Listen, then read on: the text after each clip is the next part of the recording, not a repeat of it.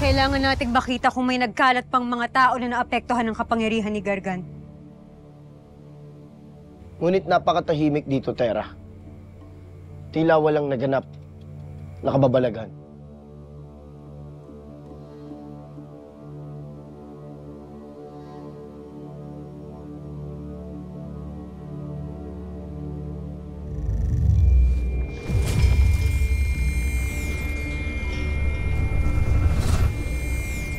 Tera?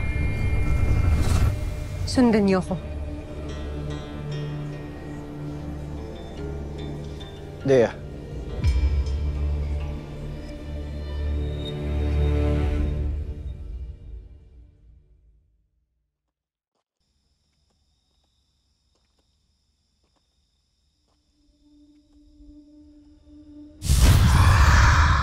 Dea!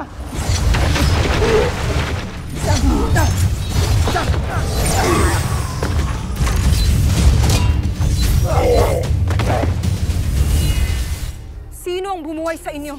Sabihin mo sa akin. Kung hindi, ako mismo ang kikitil sa iyong buhay. Si Gargan, ang aking bathala na siya rin kikitil sa mga buhay ninyo.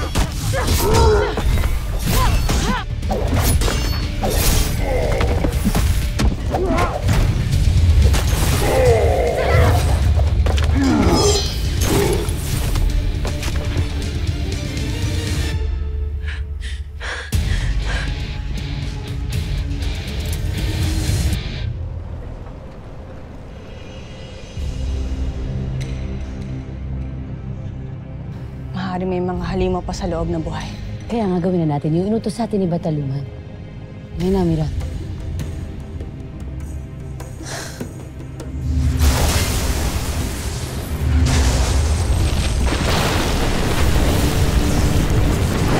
Mira!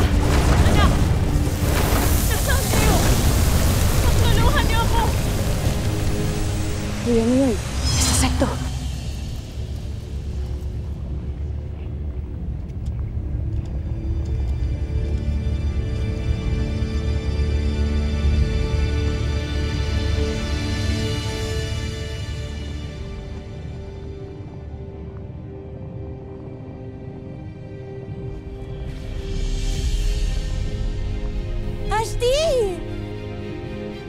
Mira!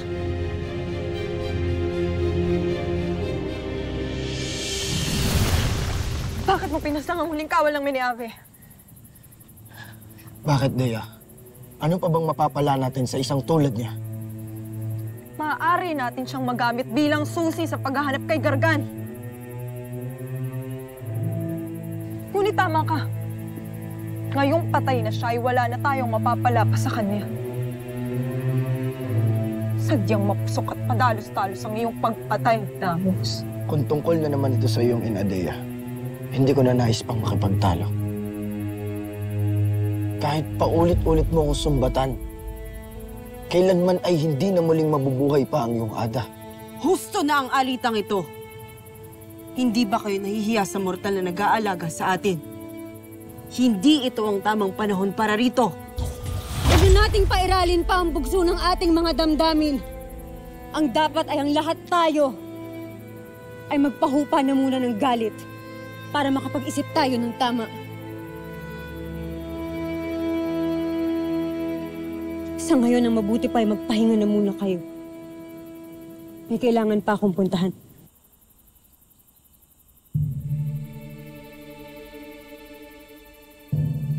Adamos.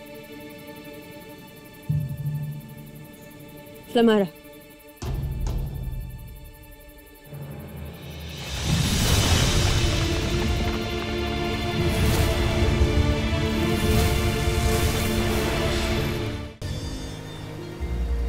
Adela, bakit ilay kay Balusa?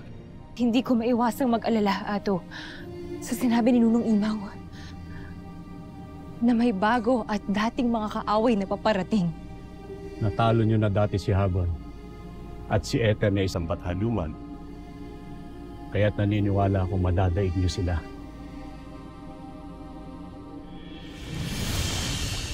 Danaya, bakit ngayon lamang kayo ni Gaia?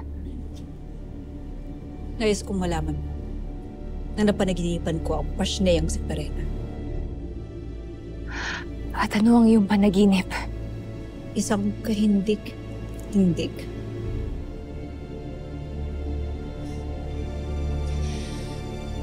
Paging Emre, hari naway pangalagaan mo si Perena at magtagumpay si Mira at si Lira na siya'y iligtas mula sa balaak.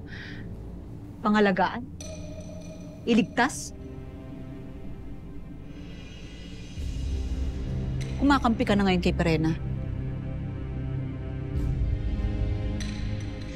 Danaya, hindi sa ganun.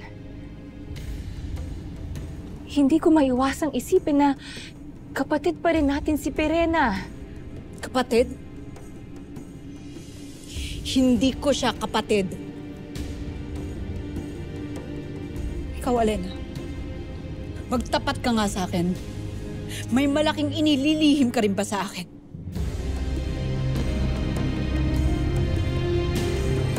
Anong nilalangkat ni Nakaw Mawangis ng aking ada? Ako ito. Ako ang iyong ina. Magandang balita, Imam. Kami nagtagumpay ni Lira sa aming layunin sa Balaak. Nailigtas ko na ang aking ada. Ngunit nasa si Perena.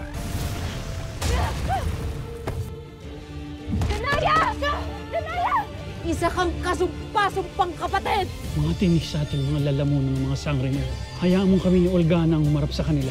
You're right. Terra is here. Ano pang pakay mo papunta rito? Dahil alam ko kung paano mo mapipitag ang pinakamalaking hadlang sa iyong mga plano.